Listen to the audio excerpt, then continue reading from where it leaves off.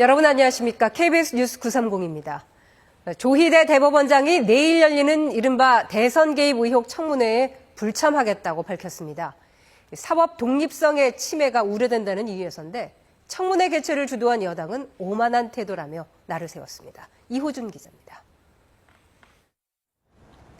여권에서 제기한 대선 개입 의혹을 부인하며 사법부 독립성을 강조해온 조희대 대법원장. 독립된 재판을 통해서만 사법부에 주어진 헌법적 사명을 온전히 수행하고. 조 대법원장은 내일 국회 법사위에서 열리는 이른바 대선 개입 의혹 청문회에 출석이 어렵다는 의견서를 국회에 제출했습니다. 이번 청문회는 재판 합의 과정의 해명을 요구하는 것이라면서 사법의 독립을 보장한 헌법과 합의 과정의 비공개를 정한 법률 취지에 반한다는 내용이 담겼습니다. 조 대법원장과 함께 증인으로 채택된 대법관 4명과 내란 사건 재판을 진행 중인 지기현 부장판사, 사법행정 책임자로 지난 5월 국회 청문회에 참석했던 천대엽 법원행정처장도 모두 같은 이유로 불출석 입장을 밝혔습니다. 앞서 대법원은 선거를 앞둔 지난 5월 이재명 대통령의 공직선거법 위반 사건을 유죄 취지로 파기환송했는데 민주당은 이를 두고 조 대법원장의 선거 개입이라고 주장해왔습니다. 이를 추궁하기 위해 주요 법관들을 청문회 증인으로 채택한 건데 판사들이 나오지 않으면서 청문회는 공전할 가능성이 커졌습니다. 범여권은 국민의 사법부로 거듭날 마지막 기회라며 판사들의 출석을 촉구했습니다. 특히 조 대법원장에 대해선 국회를 무시한다고 주장했습니다. 지난번 5월 달에 제출한 것을 그대로 복사해서 보내는 그런 오만방자함을 보여준 것에 대해서 대한민국 모든 국민이 분노할 것이라고 생각을 합니다. 한편 퇴직검찰 간부가 중심인 검찰 동호회는 검찰청을 폐지한 정부조직법 개정에 대해 헌법적 가치를 훼손한 입법권 남용이라며 헌법소원을 제기하겠다고 밝혔습니다. KBS 뉴스 이호준입니다. 국가정보자원 관련 화재로 중단됐던 정부 서비스가 상당수 복구됐습니다. 조금 전 9시부터는 우편 서비스도 일부 서비스의 경우 이용이 제한되지만 편지와 소포, 국제 우편 서비스는 가능해졌습니다. 취재기자 연결합니다. 이세훈 기자, 자세한 소식 전해주시죠. 네, 윤호중 중앙재난안전대책본부장은 오늘 중대본 회의에서 현재 46개의 행정 시스템 서비스가 정상화됐다고 밝혔습니다. 특히 국민이 많이 이용하는 정부 이사와 우체국 금융 서비스도 재가동됐다고 전했습니다. 윤 본부장은 전소된 전산실에서 맡던 96개 시스템은 바로 재가동이 쉽지 않다며 대구센터의 민관 협력형 클라우드로 이전 복구를 추진해 최대한 신속하게 대체 방안을 마련하겠다고 말했습니다. 또 주말이 지난 오늘부터 민원 행정 수요가 늘어나고 국민 불편이 확대될 수 있을 것이라며 국민 불편을 최소화할 수 있는 대책을 논의해달라고 각 부처에 당부했습니다. 앞서 어젯밤에는 행안부 모바일 신분증, 정부 안포 이용, 문서 유통과 국무총리실 국정관리, 기재부 디지털 예산 회계, 복지부 보건의료 빅데이터, 노인 맞춤형 돌봄, 우체국 금융, 119 다매체 신고 등의 복구가 완료됐습니다. 또 편지와 소포, 국제 우편 등의 우편 서비스도 오늘 오전 9시부터 재개됐습니다. 우편의 경우 우체국 창구 방문을 통한 소포와 국제 우편 접수, 인터넷과 모바일을 통한 서비스, 우편물 종적 조회 등의 서비스도 재개됐습니다. 다만 미국행 국제 특급 우편 서비스와 우체국 쇼핑 등의 일부 업무는 당분간 서비스 제공이 어려운 상황입니다. 지금까지 재난미디어센터에서 전해드렸습니다. 왕이 중국 외교부장과 최선희 북한 외무상이 중국 베이징에서 회동했습니다. 3주 만에 다시 만난 중국과 북한의 외교수장은 전략적 소통 강화와 미국 견제에 한 목소리를 냈습니다. 구경하 기자입니다. 최선희 북한 외무상이 3주 만에 다시 중국 베이징을 방문했습니다. 조선중앙통신은 최선희 북한 외무상이 27일 전용기로 평양을 출발했다고 공개했습니다. 중국 외교부도 왕이 중국 외교부장과 최선희 북한 외무상이 현지 시각 28일 만났다고 밝혔습니다. 양국 외교수장은 회담에서 지난 4일 베이징에서 열린 북중 정상회담의 합의사항 이행을 위한 의지를 확인했습니다. 왕이 중국 외교부장은 북중 관계를 공고하게 발전시키는 건 중국의 확고부동한 방침이라고 강조했습니다. 이어 모든 형식의 패권주의에 반대한다며 양국의 공동이익과 국제적 공평과 정의를 수호할 용의가 있다고 밝혔습니다. 이에 대해 최선희 북한 외무상은 중국 전승절 80주년 기념식에서 열린 북중 정상회담이 양국 관계 심화에 강한 동력이 됐다고 화답했습니다. 중국과 긴밀하게 다자 협조를 하고 함께 일방주의와 강권 정치를 저지할 용의가 있다고 말했습니다. 미국을 직접 언급하진 않았지만 일방주의와 패권주의 반대 등 사실상 미국을 견제하는 메시지에 한 목소리를 낸 겁니다.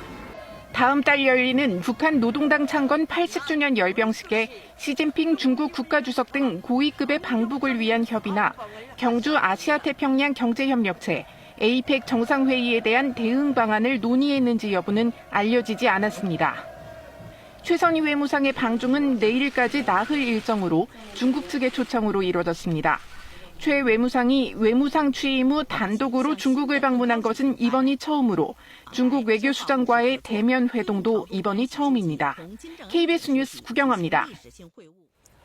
지난주 체포방해 혐의 사건 첫 공판에 출석했던 윤석열 전 대통령이 오늘 내란 우두머리 혐의 재판에는 나오지 않을 전망입니다. 윤 전 대통령 측은 오늘 21차 공판에 출석하지 않겠다는 뜻을 밝혔습니다. 만일 오늘 출석하지 않으면 12회 연속 불출석이 됩니다. 윤 전 대통령은 지난 7월 10차 공판부터 출석하지 않았고 재판부는 피고인 없이 궐석 재판을 진행하고 있습니다. 서울 한강버스가 오늘부터 한 달 동안 운항을 중단합니다. 정식 운항을 시작한 지 열 하루 만인데 잦은 고장 등으로 운항 중단이 반복되자 내린 결정으로 보입니다. 이수민 기자가 보도합니다. 서울 여의도의 한강버스 선착장. 승객들이 한강버스를 타기 위해 줄을 서 있습니다. 여의도 공원에서 산책하려다가 한강버스 이번에 운행했다는 소식 듣고 신기해가지고 한번 타보려고 왔어요. 어제 한강버스는 정밀 점검이 필요해 4척 가운데 2척만 운행됐습니다. 길게는 4시간까지 배차 간격이 벌어졌습니다. 결국 서울시가 오늘부터 다음 달 말까지 한강버스 승객 탑승을 전면 중단하고 안정적인 운항을 위해 시범 운항으로 전환하기로 했습니다. 정식 운항 11일 만입니다. 아쉽죠. 안전이 제일 중요하고 계획했던 시간에 맞춰서 정식 운항만 한다면 앞으로 많이 활성화되지 않을까. 집중호우로 시승시까지 취소됐던 한강버스는 운항 이틀째 팔당댐 방류로 한강 수위가 높아져 하루 종일 결항됐습니다. 지난 22일과 26일에도 선체 고장으로 3차례 운항이 중단됐습니다. 갑자기 버스가 멈춰가지고 안 간다고 하는데요. 지금 이렇게 우리 얼마나 있었지? 가만히?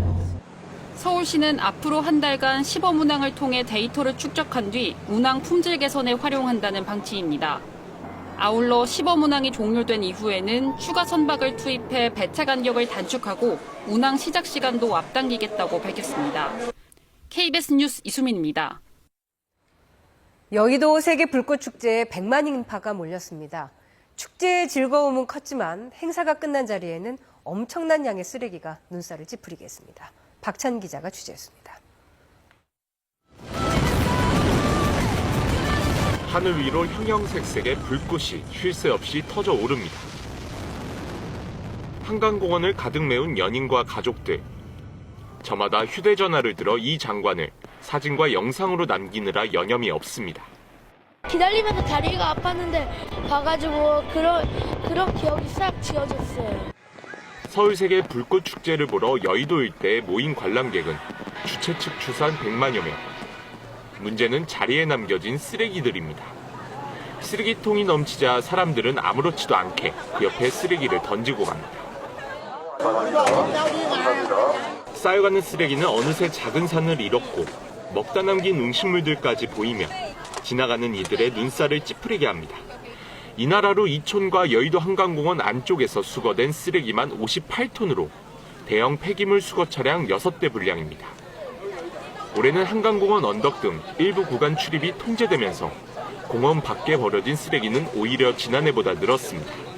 버릴 수 있는 포인트들이 좀 여러 군데 있어서 나름 정리해서 버린다라고 했는데 이제 처리하시는 분들이 힘들지 않을까 좀 걱정이 됩니다. 올해 21회를 맞은 불꽃축제. 하지만 이번 축제에도 올림픽대로 등 주요 도로에는 무리하게 차를 세워두고 관람하는 차량들로 위험한 상황이 반복됐습니다. KBS 뉴스 박찬입니다. 이번엔 KB증권 연결해서 오늘의 주식시장 알아보겠습니다. KB증권입니다. 국내 증시 상승 출발했습니다. 코스피 시장은 상승폭을 확대하며 4거래일 만에 상승 중이고 코스닥은 닷새 만에 반등하고 있습니다.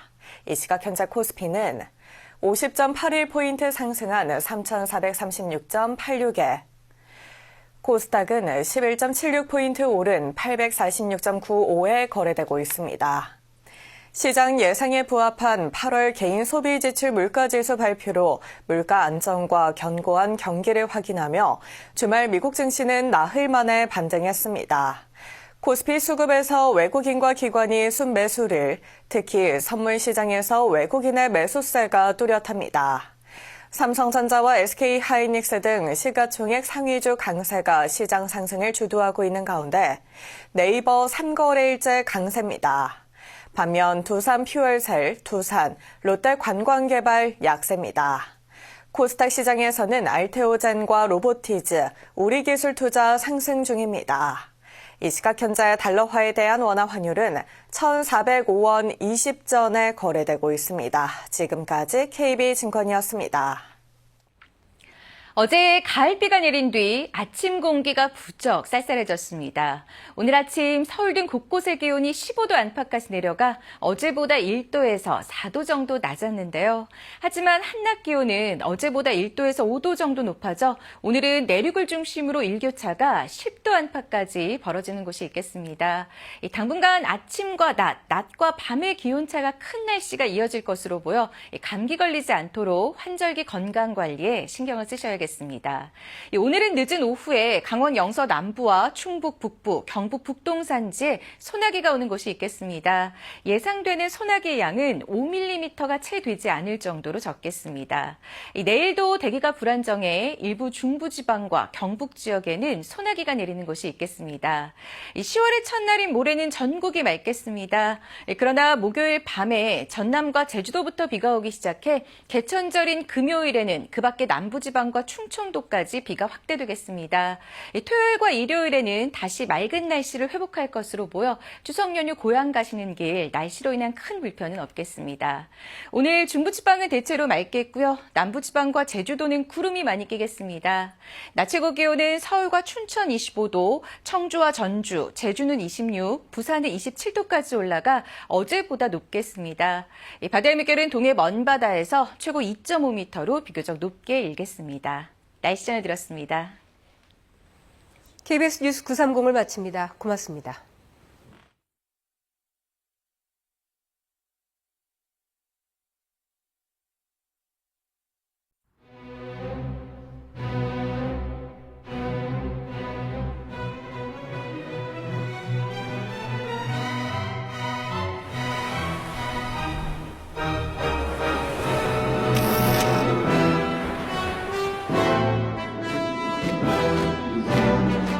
Rosja nie jest niepokonywalna.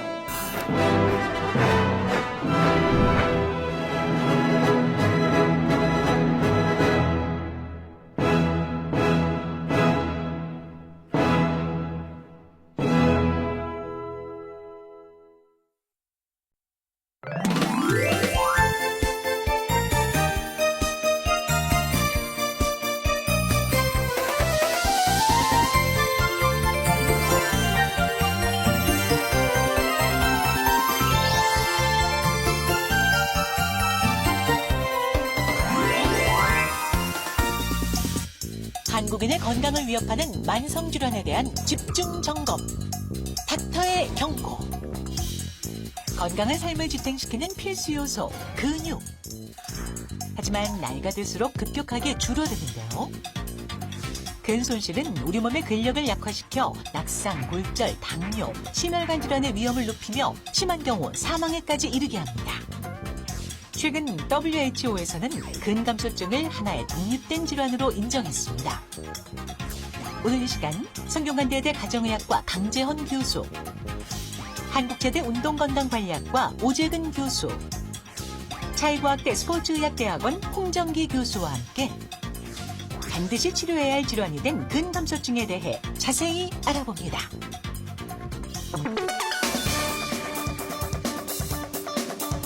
네, 새롭게 인사드립니다. 오늘부터 무엇이든 물어보세요 진행을 맡게 된 아나운서 김소리입니다. 아나운서 김정현입니다. 반갑습니다.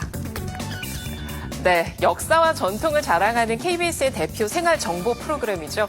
무엇이든 물어보세요를 저희가 맡게 됐습니다. 이거 맡았다고 하니까요. 저도 참 기분이 좋았고 주변에서도 축하를 참 많이 해줬어요. 부모님이 참 좋아하시더라고요. 종현 씨도 그랬죠? 저희도 부모님이 되게 좋아하셨고 네, 또 네. 많은 분들이 놀랍게도 토시 하나 안 틀리고 네.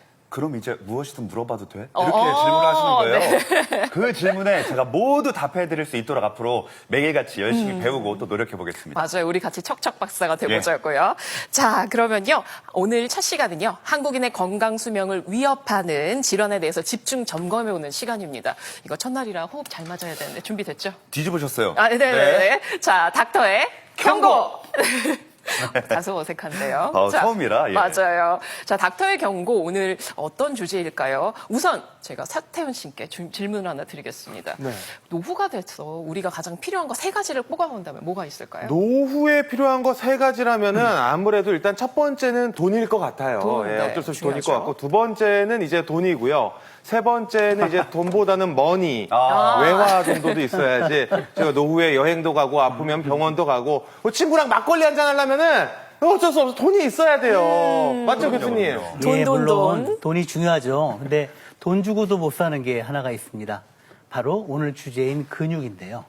사실 뭐 노후에 중요한 게 돈, 친구, 건강 이런 걸 얘기하지만 저는 그중에서도 이 건강을 혹 집어서 근육이라고 바꿨으면 좋겠거든요. 왜냐하면 근육이 튼튼해야 친구도 만나러 다니고 운동도 하고 놀러도 다니고 할 수가 있는 거거든요. 그리고 또 사실 요즘은 뭐 연금이니 보험이니 뭐 부동산 이런 게 노후에 중요하다고 하지만 어떻게 보면 근육 테크가 가장 노후에 중요하고요. 행복한 노후의 필수 조건이 바로 근육이라고 말씀드리겠습니다. 근육 테크. 네, 생각보다 훨씬 중요한 거네요. 네. 테크까지 해야 할 정도로.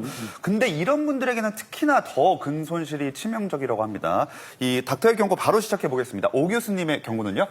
네, 경고합니다. 골감소, 골다공증 있는 분들 경고합니다. 네, 우리가 이제 나이가 들면서 그 여자분들 특히 배경이 되면 그 골밀도, 에스트로겐치가 떨어지면서 골밀도가 감소가 일어나죠. 그래서 골 소실이 5년에서 7년 사이에 최대 20%까지 골밀도가 감소가 일어나게 됩니다.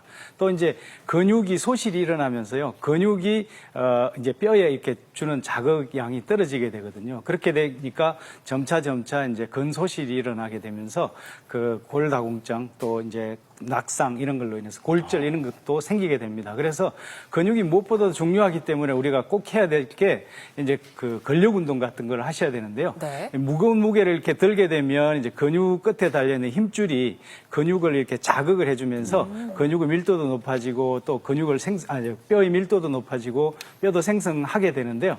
그래서 이제 이 근육이 무엇보다도 근력 운동을 통해서 근육을 형성시키는 것이 중요한데 특히 이제 골감소증이나 골다공증이 있는 분들은 근력 소실로 인해서 아주 이제 치명적으로 위험해지기 때문에 이 근력 운동이라는 것이 이제 우리가 그게 필요 없이 이렇게 할 수 있는 가장 좋은 거라고 할 수 있겠습니다. 네. 듣고 보니 참 심각한데 또 다음 경고는 누구한테 날려주실래요, 홍 교수님? 자, 경고합니다. 하체가 부실해서 자주 넘어지는 분들 경고합니다. 자, 하체가 부실하거나 체형이 왜소한 분들에게 근손실은 정말 치명적일 수 있습니다. 보통 우리가 추운 날씨에 밖에 나가서 약간 얼음 곳을 잘못 디뎠다고 했을 때 이때 이제 넘어지게 되는 이런 순간이 만들어지게 되는데요. 근육이 있는 분들은 그때 순간적으로 중심을 빨리 잡아서 균형 감각을 발휘해서 안 넘어지고 그쵸. 또 넘어지더라도 근육이 있기 때문에 큰 부상으로 가지 않는데 넘어지게 되시게 되면 대퇴골절이 일어나게 되잖아요. 그럼 대퇴골절이 일어난 이후에 긴 와병 상태로 가게 돼서 이게 사망에도 이를 수 있기 때문에 이런 분들 정말 조심하셔야 됩니다. 네. 이게 상당히 심각하게 또 진행이 될 수가 있네요. 그렇다면 강재원 교수님은 누구에게 경고 보내시겠습니까? 네. 경고합니다. 고혈압, 당뇨병, 고지혈증 약 먹는 분 경고합니다. 자, 왜냐면요. 사실 그 근육이 있으면은 근육이 굉장히 많은 에너지